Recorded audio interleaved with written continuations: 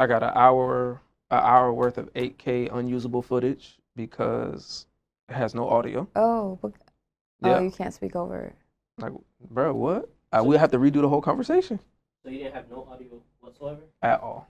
Crickets. But what was crazy though, the sound checks worked.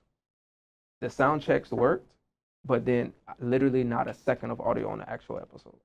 Did he stop it or something? I don't know what he did. You I can't don't. decode it or something? Nathaniel. Nothing can be done. So yeah, like I was telling you, I lost that episode.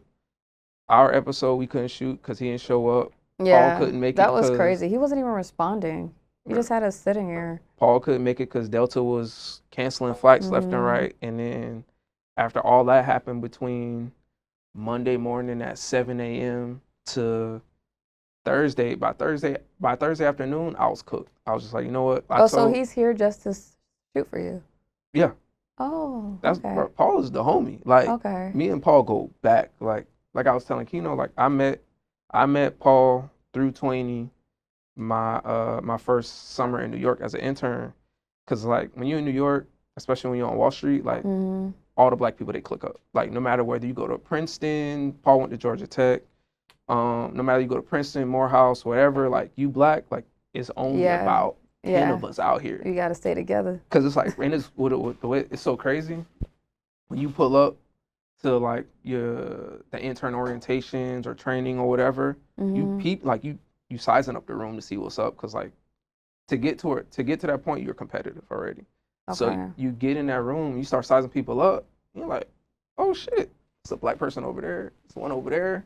It's like you gotta get with your people so you can feel comfortable.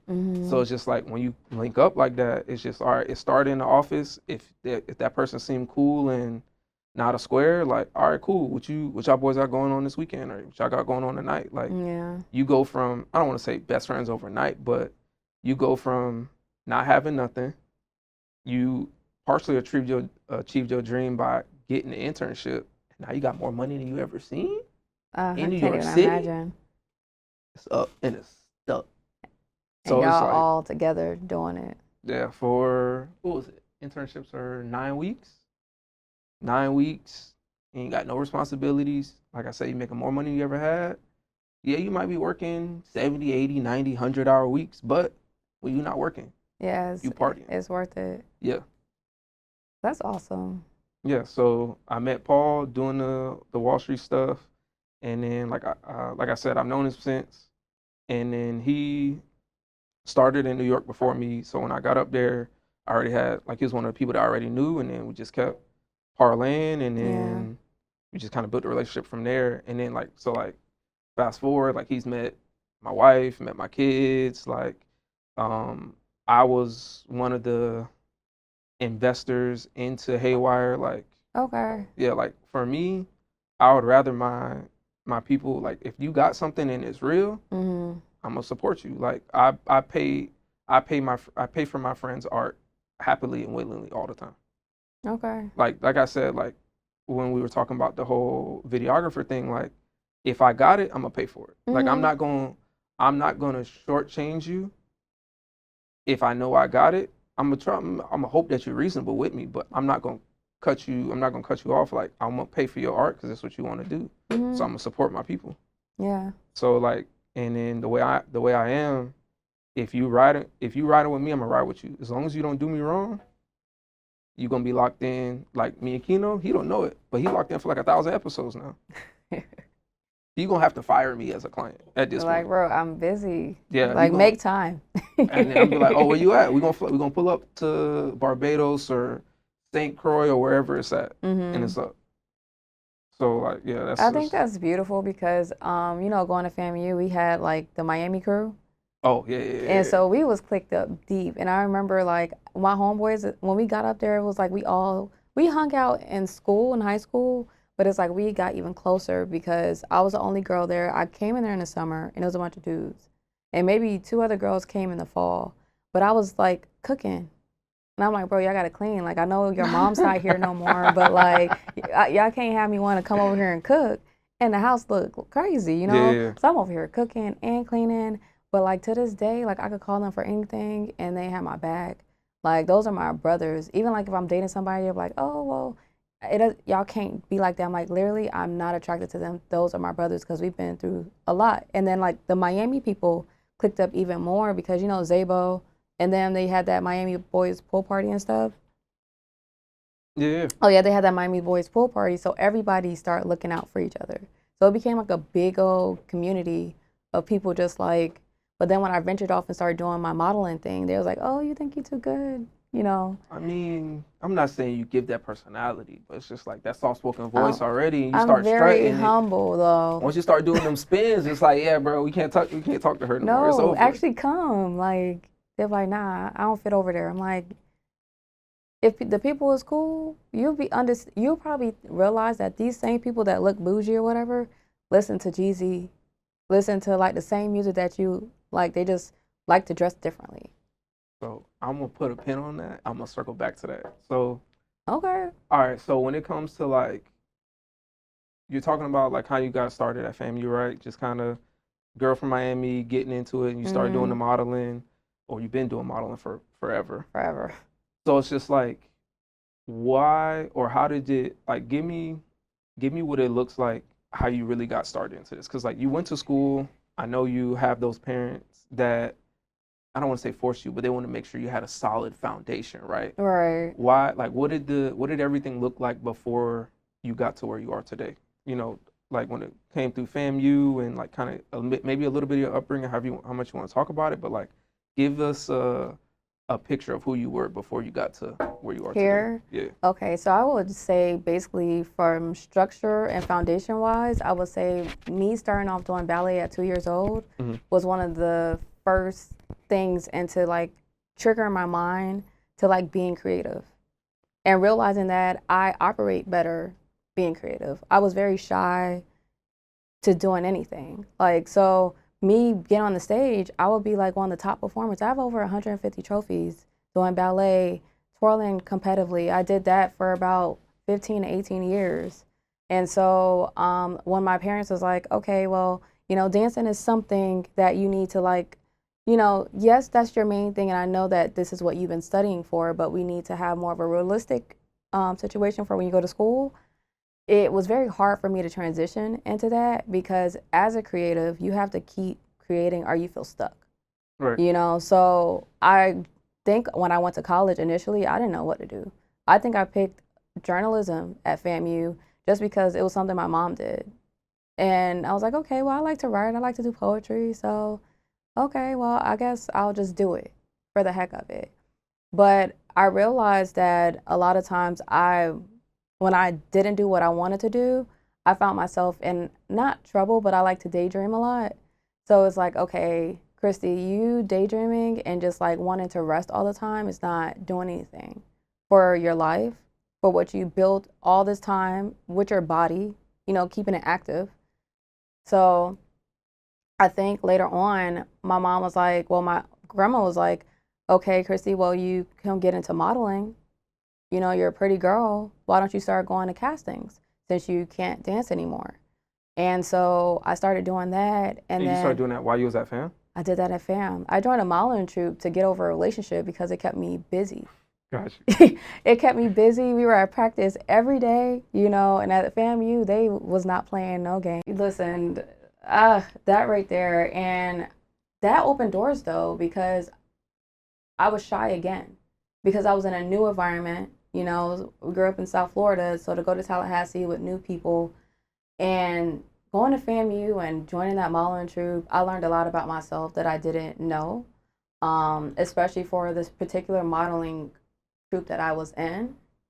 It was different, you know, but when I came to Miami and tried to use those same techniques, I realized that we just created a whole little world that didn't really matter in like Miami or New York when you wanted to go to like big agencies. So I really had to conform, and I also learned how to like be optimistic in every chapter of my life. I don't know everything, and I think once I got that that mentality, I was like, okay, all right. So I know I learned this in Tallahassee, but now I'm going to these Miami castings. I need to be teachable. Gotcha. So wait, before we keep going, I definitely gotta introduce you.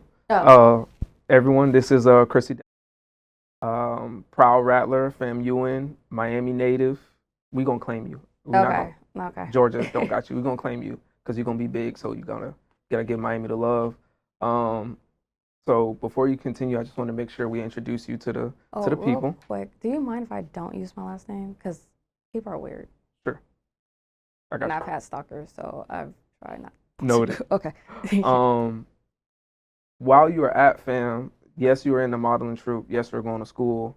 But were you doing or were you trying to get modeling gigs while you were in school? Yeah, when I came down in the summer. So it was like a summer thing. It wasn't during the semester, but Yeah, because like the things that were happening in FAMU weren't the same things that were happening in Miami. Miami was like a whole different like reality. The things and the techniques that I learned in Tallahassee only work for Tallahassee, Mhm. if that makes sense. Gotcha. So I would work with photographers. I collaborated a lot with photographers. But a lot of times I couldn't use those portraits when I came down here. So I also did my own thing when I came down here. Got you. So then when you first came down here, you were trying to figure out the modeling scene, trying to make it work. How were you, I guess, like surviving before you started booking gigs?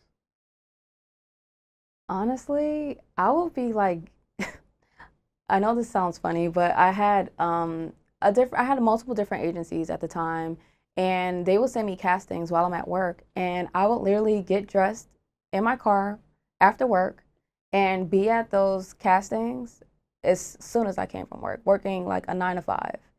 And usually sometimes you get in a couple days later or whatever it is, and I will always navigate my 9 to 5 to fit for like the job or gig that I got. Gotcha. And I never really slept. I was running off of like 4 hours of sleep just because we were there for 12 hours when you did get casted. You're on set all day. And at the time, they were paying you pennies. I don't know how I was doing it. And to be honest, when I ran for Miss Florida, it was first I was Miss Miramar, and then I ran for Miss Florida. That opened a lot of doors in the modeling world. That was like what I needed because I got an opportunity to be signed with MMG, which was like really big. Like Rick Ross? No, Oh, my bad. no, it's okay. It's an agency in New York, and they sign a lot Okay. of the Miss Universe, Miss USA, and so that taught me the idea of seeing my first contract. You know, somebody negotiating for you. That taught me structure. Me going to these castings all the time and just like going on a run, I didn't really see a contract. It was like, this is the date, you made it, like show up. So wait, how long was it between that MMG deal and you graduating and like leaving FAM? Well, I didn't. Remember, my mom got sick. Yeah, so when my mom got sick, I came home and I was, it was supposed to be a surgery that was only supposed to be a month recovery. And she was honestly in the hospital for 4 years. And so I had to come home to be a caretaker. Gotcha. And so in that time of me being a caretaker, I modeled. So, caretaker, daughter of the year, chasing Yeah. your dream, but also trying to do this in a whole new landscape. Because what people don't really understand, the Miami that you left and the Miami that you came back to is two different places. Completely two different things. Completely two different things. I knew Miami under 18 scene. Right. I didn't know that you had to have a specific level, or if you carried yourself, that's how you got the opportunity to go to clubs, restaurants, whatever. Like it was like that back in the day. You know, you had to have that status. I didn't know Miami was like that. And I didn't know it was that diverse, to be honest, like culturally. Gotcha. So when did you really start turning that corner to, was it the MMG deal where you really realized like, oh, modeling, it can be more than a side passion or more than just a hustle. Like I can do this full time. Like when did you realize that was a full-time opportunity for you that you could like sustain yourself on? So during the pandemic, I had got injured, and it was a really bad injury, personal injury on At myself. your day job? Yes, at my day job. And I was in a neck brace and everything. And I remember having a conversation with my grandma, and she was just like, Kristy, you know, I hate seeing you like this, because I completely gave up. I'm like, I don't know what to do. My job is like, it's not supporting me through this. And I also need to find a career, and I need to make money as well. And she's like, well, do what you're always good at. I'm like, modeling? She's like, yes. So what I did is I would get dressed. I had my neck brace on while I was doing my makeup, and I would take my neck brace off when it's time to take pictures. And yeah, and I got my first brand deal. My first brand deal was with Africa's Best, and I got paid $5,000. And it was a 4-month contract. And that right there opened my eyes to saying, like, I can do this, I can make it a career, and I can make the things that I love, like, be something that I can do forever. And that was by just taking my neck brace off and taking pictures. So, do you consider yourself more a model or a full-time influencer, or is it one and the same thing? Like, I think it's the same thing, to be honest, because I can go either way. Like when I was doing pageants, it was before that I was doing a lot of motivational speaking. I was doing missionary trips. At the same time, we were doing photo shoots and everything. So then the transition to becoming an influencer was basically the same thing. When I go to these brand trips or brand deals, like I'm speaking about a brand, I'm motivating somebody, I'm taking pictures for the brand. It's the same thing. So it's an easy transition. so you kind of touched on it a little bit, and you said you did get injured on your day job. I don't know how much you could talk about that, but normally I like to try to find out and understand what was the catalyst, or when did people choose to make the decision to go independent. But it kind of sounds like they made the decision for you by not supporting you in the way that you felt like you needed to be supported. Yeah, I mean, honestly,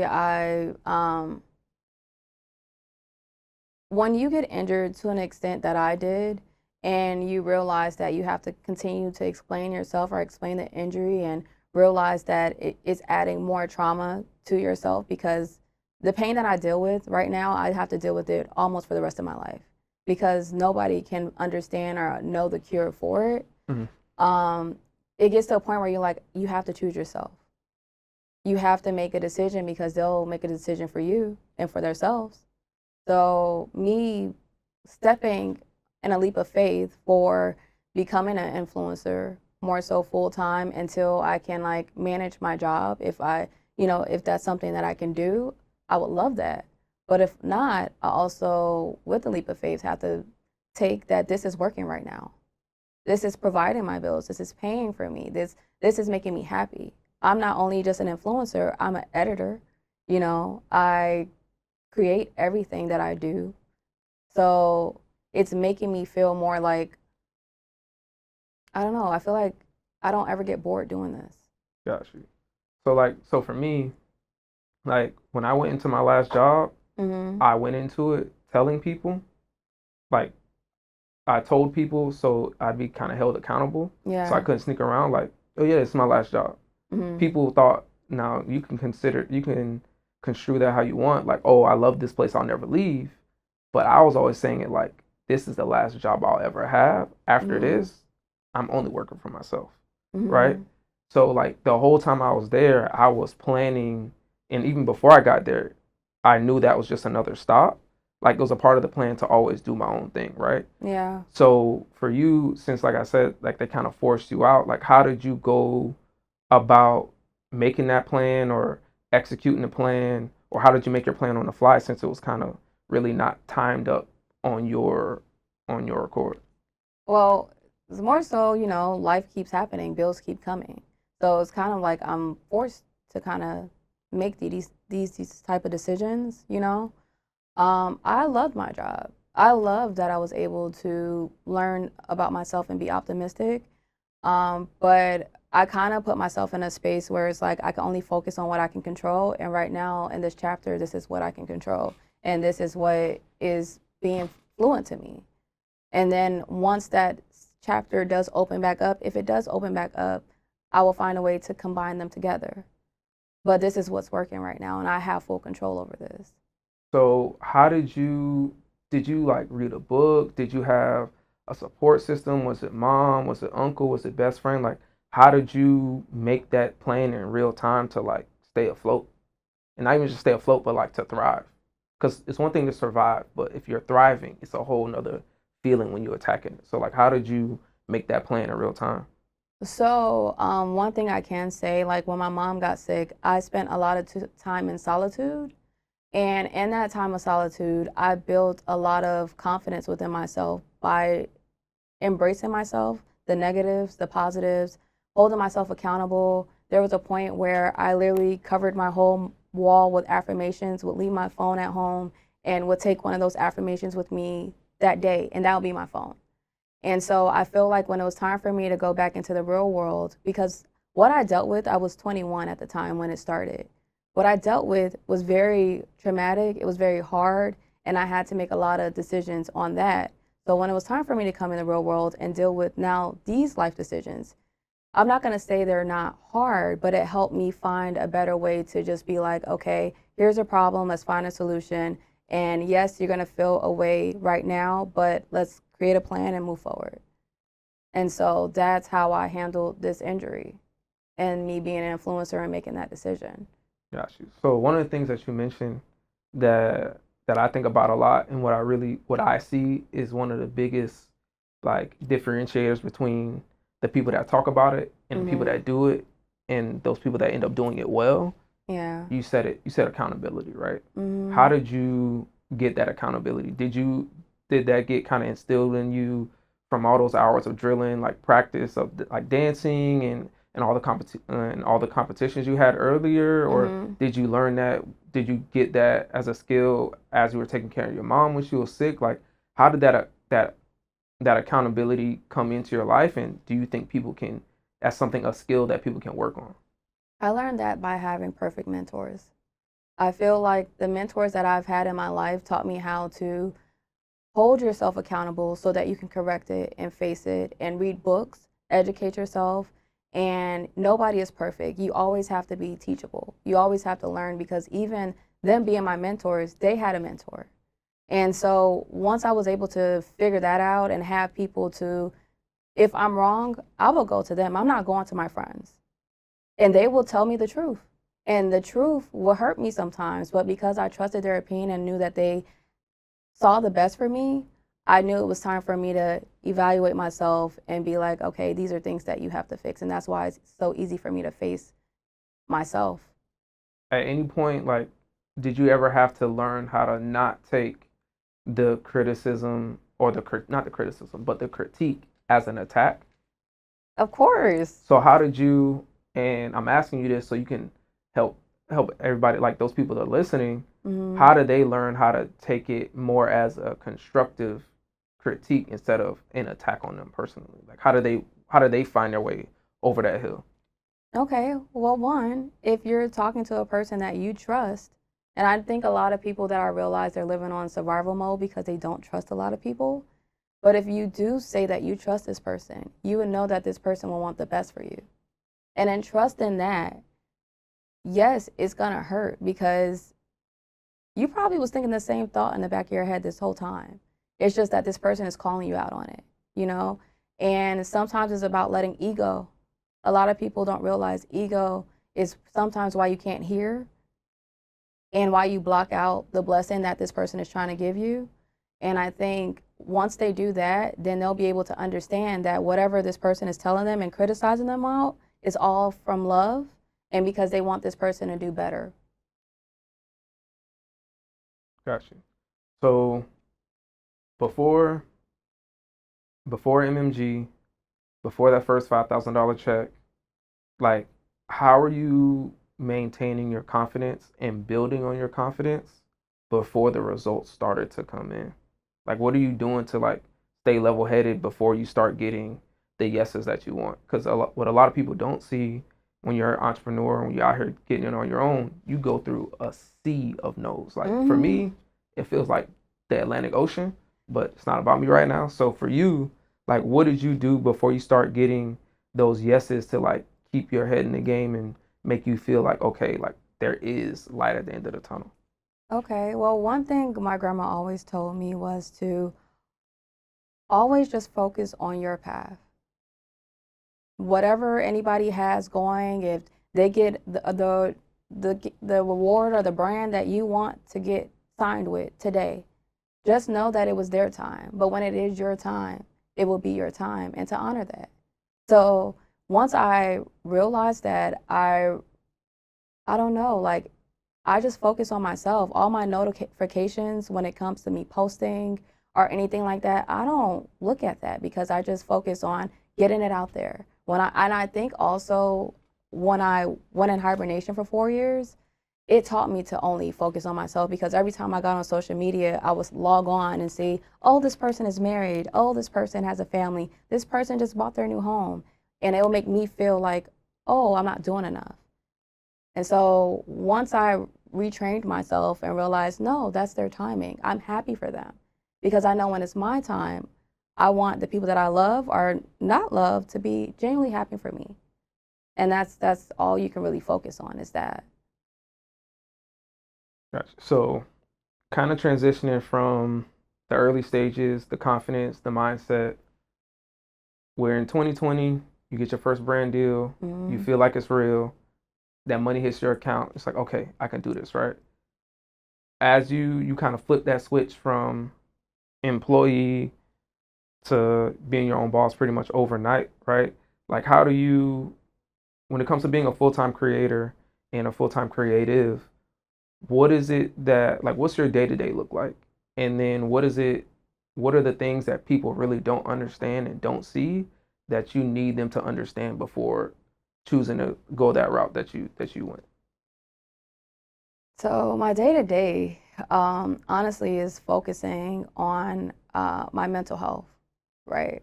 Because the thing is, a lot of people see influencers, models, whatever, as not real people, and that shows up on camera, on film, if you're not taking care of yourself.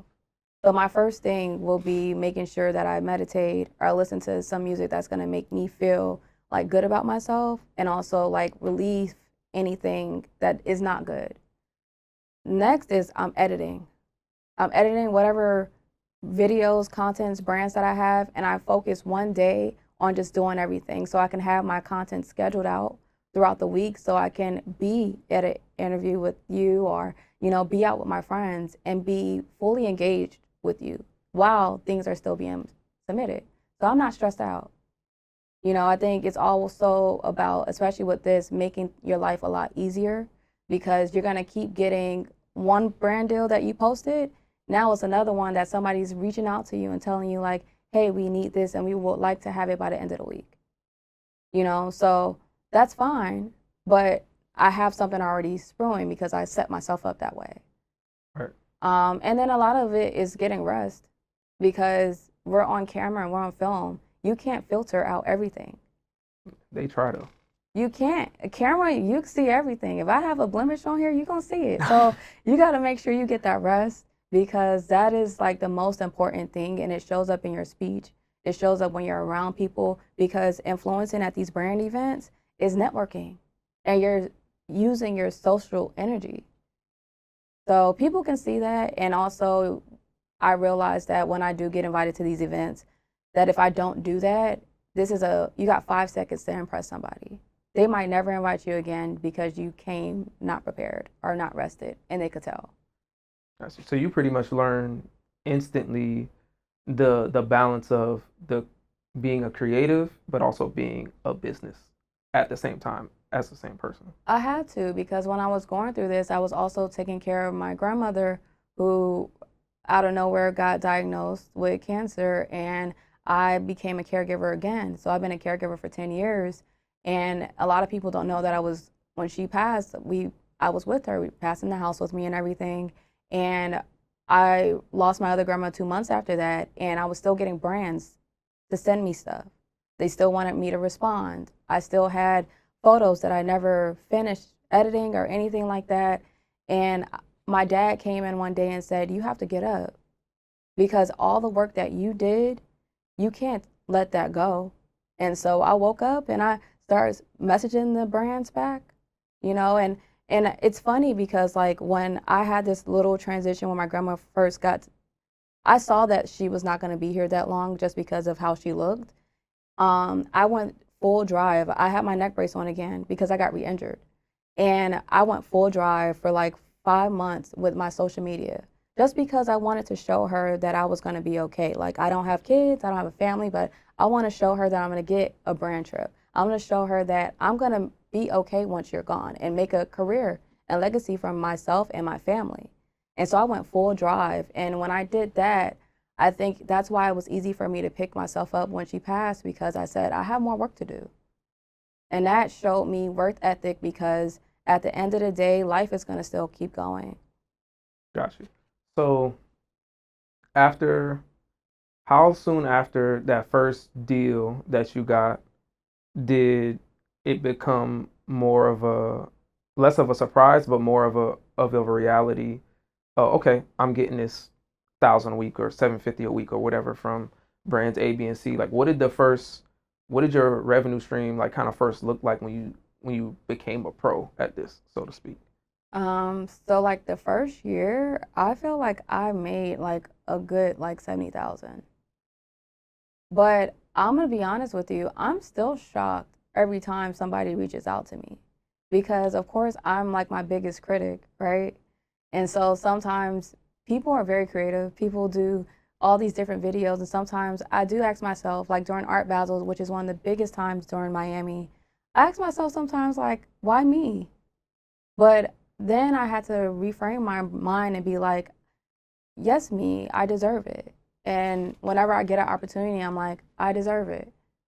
Gotcha. So you literally segued into this next question for me perfectly.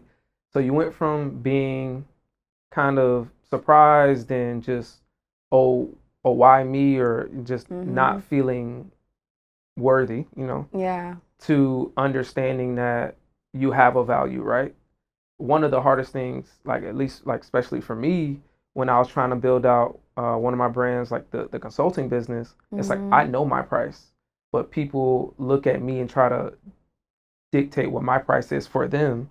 How do Hmm. you understand what your price is when it comes to you reaching out to these brands or these brands reaching out to you? How do you make sure you maintain that price? Because as you know, if you set your price low, you're gonna have to fight and claw to bring it to where it should be, Hmm. let alone get it to where you want it to be 5, 10 years from now. Like, how do you set that price and keep that price where it should be? Well, after a while, I understood that everything that I do to even create the content that they want me to do, it takes time for me to travel. It takes money for me to get the clothes or use the makeup. It takes time out of my day to edit. And sometimes editing is not a 1 day thing. And once I start valuing myself and noticing, like, okay, I'm actually a pro at this. If they want me to do a certain way, I know how to conform it to them. And it's not hard for me to figure that out. Like, I'm very adaptive to when it comes to technology.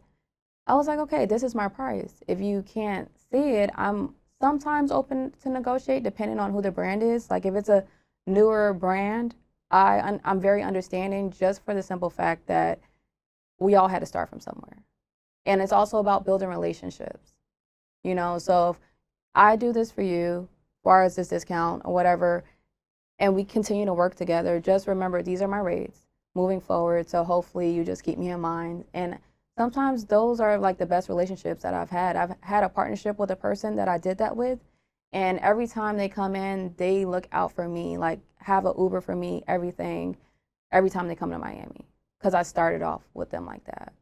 Gotcha. So then it was more so trial and error on your part, or did you lean on to maybe some of the acquaintances or friends you made in the industry, like figure out what they're charging to try to to place yourself better, or was it really just all Well, on you? it's always good to have somebody that's doing the same thing that you are, you know, or that's kind of in the space where you want to be at.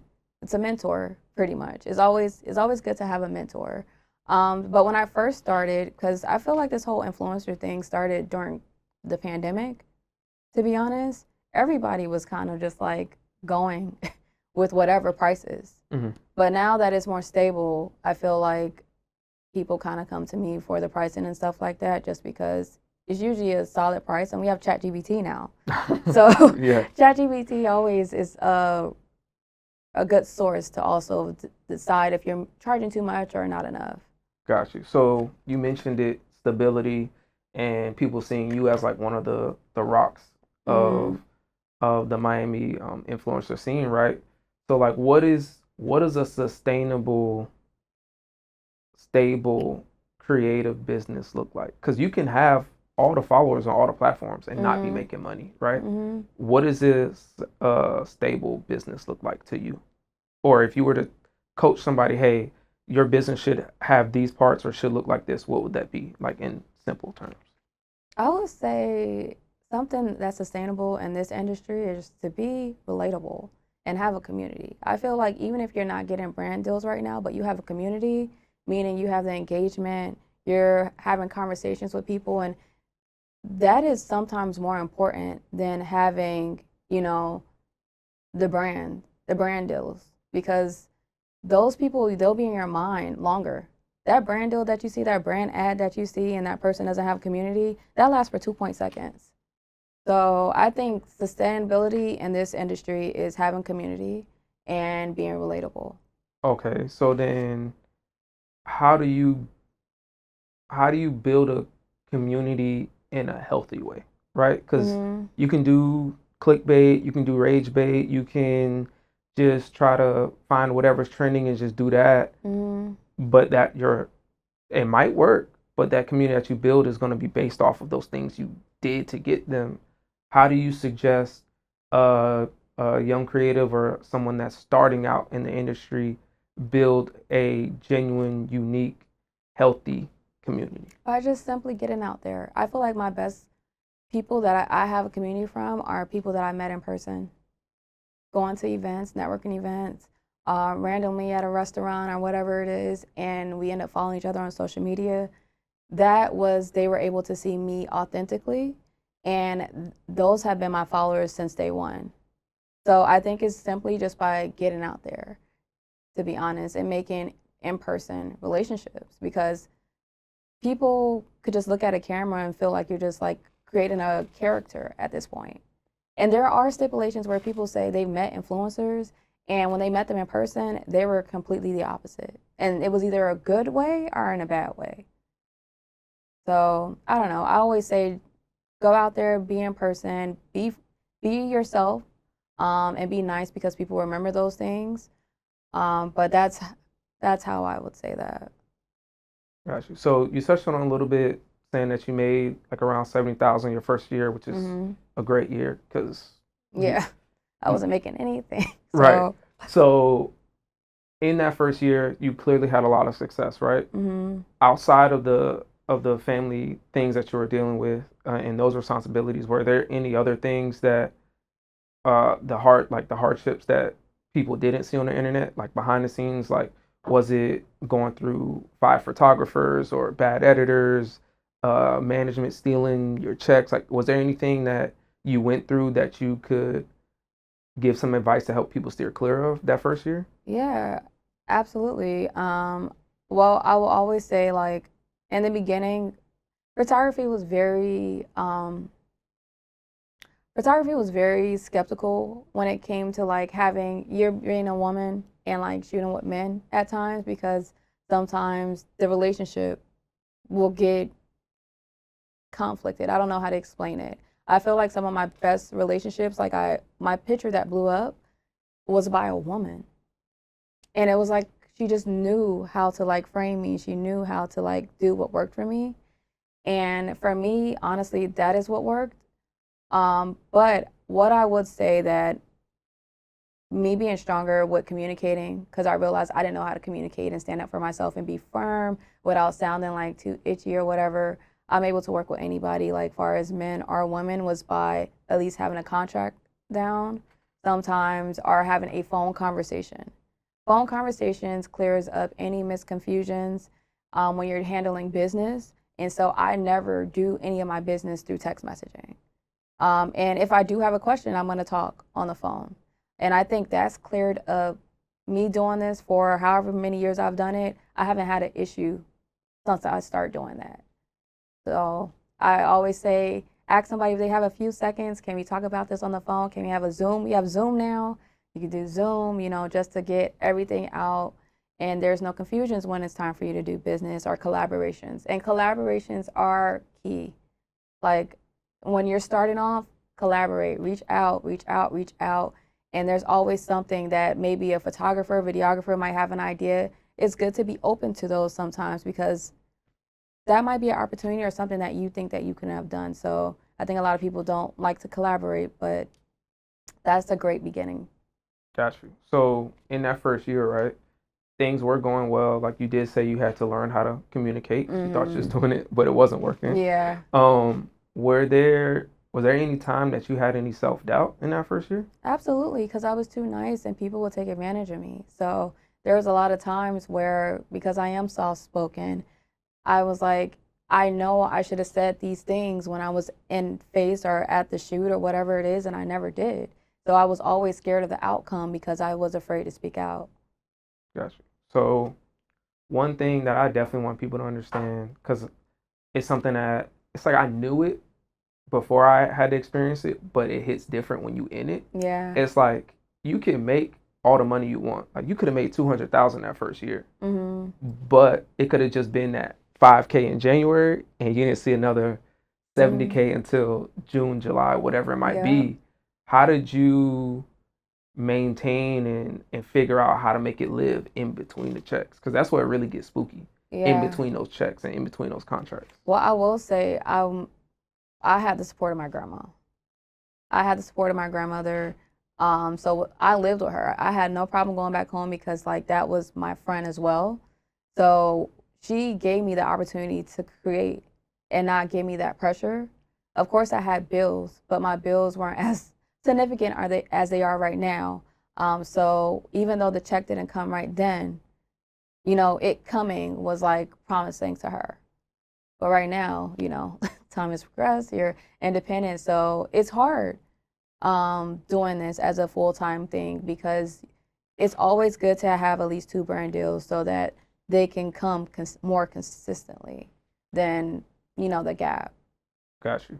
So then, like, what's the mindset that you use, or like any tricks that you have to like stay disciplined to like stay on it? Like you said, it's all about keeping 2 brand deals at once. But to keep 2 brand deals, that means when you have those 2, you still got to be working on the next one because one of those 2, if not both of them, are about to expire soon anyway, right? Yeah. So like, how did you maintain or learn discipline or a higher level of discipline to help you operate and be your own boss? Because that's what people really discount, is just like, okay, yeah, you work for yourself, but yeah, now you work for yourself. Like it's just you. So like, how do you manage that or get better at it? Well, I realized that, you're never too good and you can't always sit there and wait for brands to reach out to you. So every Monday, I always like to send emails to brands and it will be 10 at a time and follow up if I need to, just because what if they just didn't see me because the algorithm changed? So I always make sure that I put myself out there, even though I might be comfortable in a position that I'm in. And that right there to me is what kind of solidifies me making sure that I have brand deals at least every month or every 2 months. Gotcha. So then you just made the switch, right? We're still in year 1, just kind of thinking, what was one of those things that you learned about being an entrepreneur, being your own boss in that first year that you had all wrong before you did it? Like, was it, just how easy it was going to be or how much free time you was going to have? Like, what was one of the myths that you found out, like, oh, this is not true? People need to know this is not true before they go into this. Well, I would say that your social group. One thing that I learned, I thought like in the social media world, because I think I've always felt like kind of a lone star in a sense. Like I always just try to fit in. I was like, okay, well, I'm happy I can meet people that are like me. But then I also realized like not everybody is not your friend. And so like sometimes you have to create different categories, just like when you're in school, like your colleague, your associate. And so sometimes I realize like keeping those boundaries and making sure like, yes, these are my friends, these are my colleagues, are my whatever, that helped me out because I'm like one of those people that will give opportunities. If I don't have it, I'll share it to my friend or whatever it is, and I'll share it to like other influencers. But I realized my first year I was getting used a lot in a negative way. And at this time, I thought I was creating friendships, like genuine friendships. So that hurt me. So instead of me being hurt now, I'm like, okay, I could just separate. We're not actually real friends for real. But some influencer friends, like I do have a circle of girls that are my influencer friends, but are my friends. Like we've been through stuff together and we look out for each other, like through everything. Those are like my girls. But I had to separate that my first year because I think I was just out here trying to just make friends and, we're doing the same thing. So like this is cool. Once I stopped that, my emotions was like, okay, back to business. Back to business. We're here now. Got you. So like working in this world in that industry where for lack of a better word, like everything is performative, whether you like it or not. Mhm. Like even like you said, when you go into these brand events, like yeah, they're a good time, they're a party, but you're in a meeting, and Yeah. that meeting just happens to be a room of 500 people or And they whatever it still might want their be. content. Like how do you kind of balance like being a real person Mhm. but also having to perform. Because any creative, they have to perform at a certain way. Like even if you're the sound guy, the videographer, the photographer, like you have to kind of put on a mask in a sense. Like how do you balance that and know how to turn it on and off? Well, I say first and foremost, when you go to these events, I will always say if they want you to do your stories and your reels and your content, do that when you first walk through the door. Just so that like sometimes they just want to give you drinks, food, all this stuff. It's very easy to like forget what you're there for. So make sure you get that out before you start partying and this, that, and the other. And also, when I first get into my events, I take a moment to walk around the room and talk to everybody for the first at least 30 minutes to make sure I introduce myself to everybody because you never know who you're in the room with. It could be the brand manager, the owner, the PR person that you've been in contact with. So I spend those first 30 minutes, no matter what event I'm invited to, do that. Gotcha. So that's a perfect like lead into my next question. How do you how do you go about presenting your real self, being Mhm. genuine, like what you just described, like that's a genuine thing you do because like you're a Southern girl, like you're No. hospitable.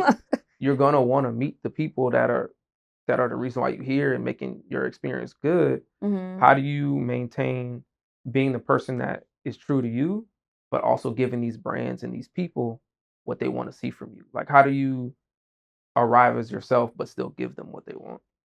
I think by me arriving as myself is giving them what they want because I feel like they specifically seeked me out and invited me out because they liked what they saw.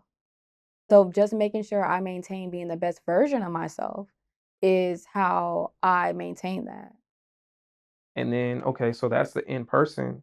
What about on the internet? Because like Mhm. the in person interactions are one thing. You still got to deal with these people on Yeah. the other side of the screen where it's like it's not real, but you know what the formula is for success. Now you still got to do it. Like, how do you I'm balance still that? working on that. I'm not perfect. I think I got the in-person part. So this chapter for me in my life now is learning how to navigate. That's why I told you this part of me even speaking right now is big because I realized that on video and in relationships that I need to be more show that on camera. Mhm. Got you. Because like that's a big thing for me. Like, what gets me, even though I started a podcast, I'm not a really internet person. Like I was telling Yeah. you, like I was off the internet for like 2 years, and Mhm. then I just pop up with a Podcast, podcast, yeah. and it's just like it's not really that much of a leap because I'm really just doing what I've been doing before. I was already doing speaking engagements, Mhm. talking about entrepreneurship. I was already on that soapbox. Now I'm just recording it so I can send it to more people at once, right? Yeah. And like the biggest thing that I have to deal with is like I know what works. Like it's not that hard to figure out what works, but it's Mhm. still like how do I do it and it be organic to me? Like yeah, I know it'll be successful if I post 3 to 5 times a day Mhm. bro, it's hard for me to post 3 to 5 times a week right now. Yeah. So it's Yeah. just like trying to find that, and it's like I'm really just trying to get this successful enough so I can hire the right team that help me Absolutely. do it. Cause Absolutely. like I already know it's a lot of give and take. It is. It is. One of the things that my friend told me is like, Kristy, you can't do it all. There's always somebody that trained in this and then skilled set in this that you can give that task to. And I'm like, oh no, I want to do everything. I want to be hands on. Why? Nah, not me. Why are you doing that? You Mm. know? Yeah. So once you figure that out, it's gonna be like amazing. Yeah, no, I learned like I'm smart enough to do a lot of things I need to do. Like I could teach myself to edit. I guess I can teach myself how to set up the cameras and the audio, but it's just like at this point, I got so much going on. Wife, kid number 1, kid number 2. Hmm. I have other businesses and other pursuits and passions. Like the the cost benefit of learning and not even mastering, just getting good enough at this thing to save $100 or $200 is just like, bro, like Yeah. find somebody that you Should trust and then and rock out. there you go. So I'm my thing is I'm trying to, like I said, the same way I like to pay my friends for their art. Like Hmm. if you around me and I really fuck with you, you'll know it. 'Cause I'm trying to get money in your pocket. Yeah. Like from my brothers, like I try to do everything I can to try to get my brothers involved in my businesses when I can. It's just unfortunately I haven't built the right mechanisms that are big enough. Hmm. And that's my whole thing. Like every time I do something, I think I have to involve more people. I will be honest with you. It's just literally about somebody trusting your vision and Yeah. then you working off each other like that because everybody laughed at me when I became an influencer. My friends, like they think that this is not a real job. And but it's like They ain't seen them checks. they didn't see the checks, they didn't see like the offers when we go to restaurants, everything is taken care of because all I have to still work. And that's another thing. Like nothing is free because it's comes with a cost. I still have to create a reel for the restaurant that we go to. You know, I have to shout them out. It's always something. Right. But they don't have to pay for anything. They just show up. But Oh, it's not a real job though. So it's funny because I kept going despite hearing that. And like a lot of times I'm like, wow, I'm videoing myself. Like it would be nice for me sometimes to have like friends that supported me to come over and help me shoot as well. mhm, But until they see the dream or the vision, then like you just gotta keep going. gotcha. So then, how do you know when it's time to rest?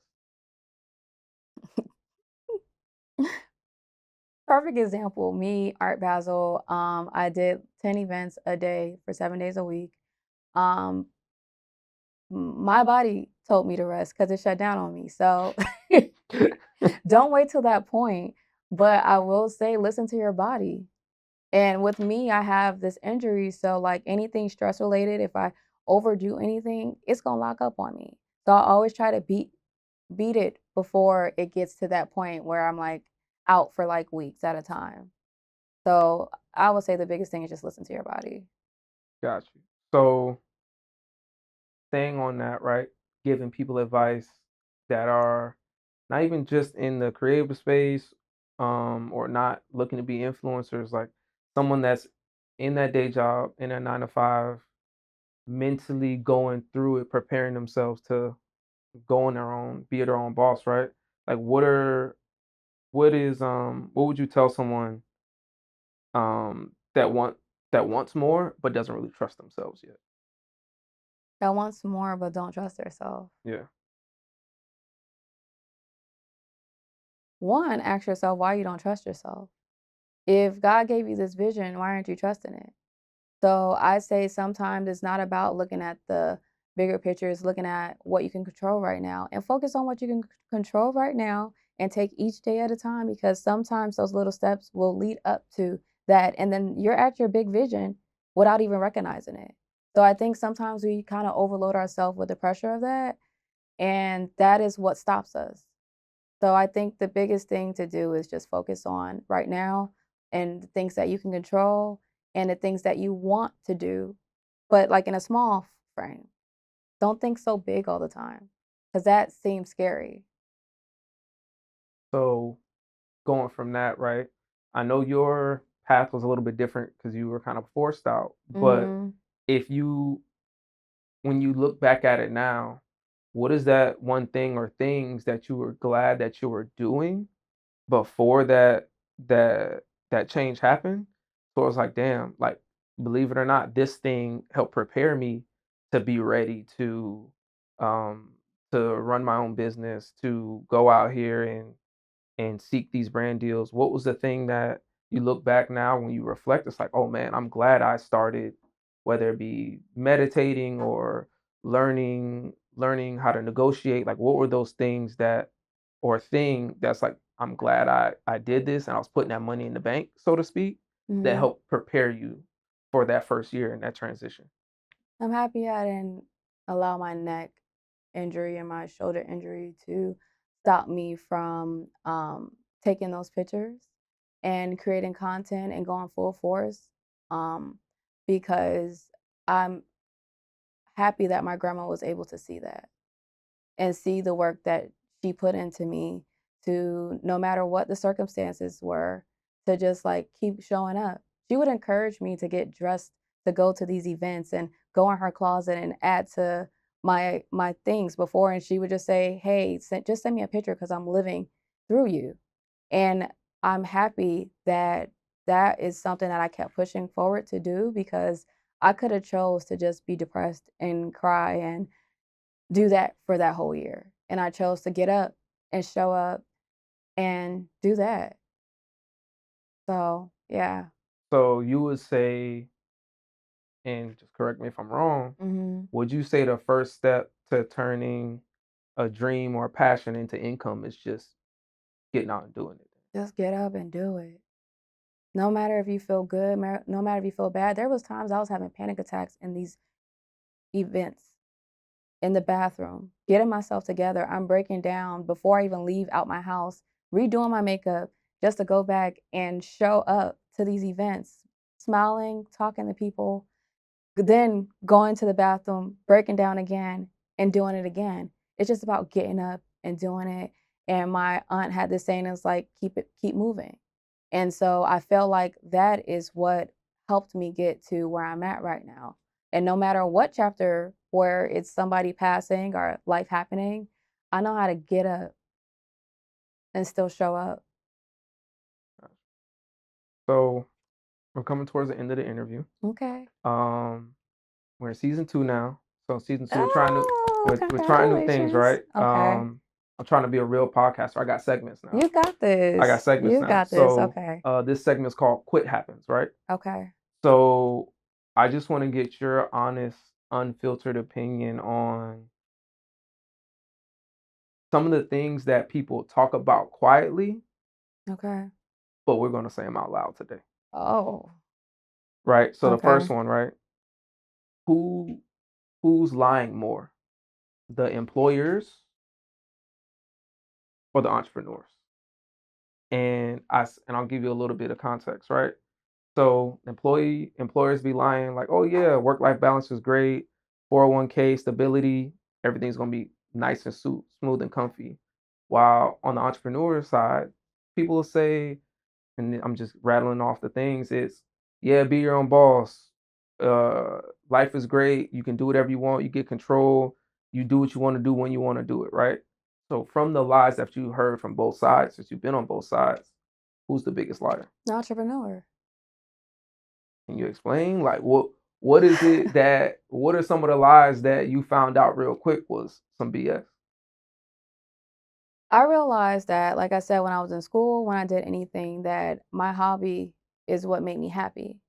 So after you leave your job, or if the job is not making you happy in that moment, then what? You retired, then what? And so you're betting yourself to do 40 years in this field, right? And then now you're just sitting there because you didn't put focus into what makes you happy and your heart and your love. And you're screaming silently in the bathroom, or you're showing up to somebody who fully controls you and will replace you in a day because you didn't make time to make your hobby your career. And if I always say, if you can balance both, awesome, absolutely awesome. But if you can't, maybe try changing career fields that will always correlate with your hobby. Because one thing I learned with my grandma is that cancer sickness feeds on stress. The more you allow yourself to put yourself in these jobs that you don't like, that see you as a number, you're gonna get sick. You're probably gonna pass, but this job is gonna replace you. You only get one life to live, right? So it's like, why not also focus mainly on something that's gonna make you happy, make you income? And if it is a career job, you find a way to correlate that if you can. But if So, not, this is what you should do. so them employers need to stop lying to They us. be lying to themselves. I know I had to get out of a job, not the one that I got injured at. I loved my job. I love my job. I just we Y'all I beefing can't right talk now. about it right now. But my job before this, I'm telling you, I skipped out of that place because I was screaming in the bathroom. Okay. So to you, what do you think is worse?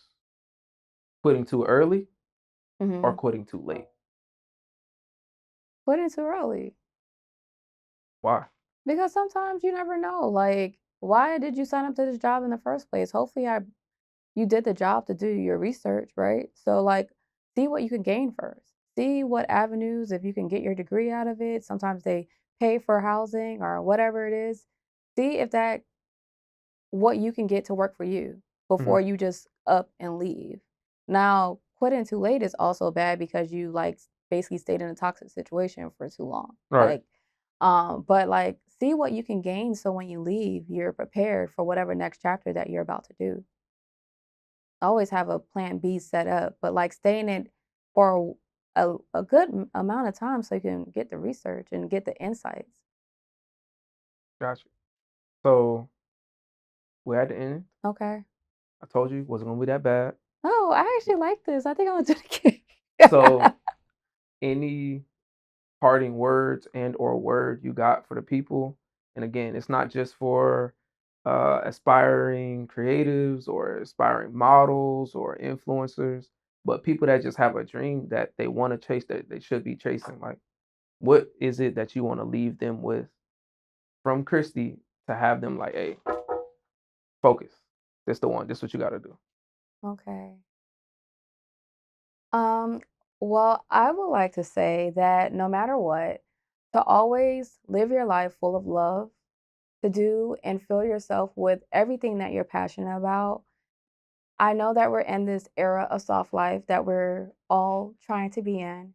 And I will encourage you to, yes, remain soft and to, no matter what, if life gets you, breaks you down, to always remember those are steps for you to be a better person. It's something to create your story in your life to be more interesting and that God will never put you through something that he know that you won't handle. So remember that in whatever phase of life that you go through so that you can continue to show up for yourself and show up for the people that you're around and always to tell your loved ones that you love them.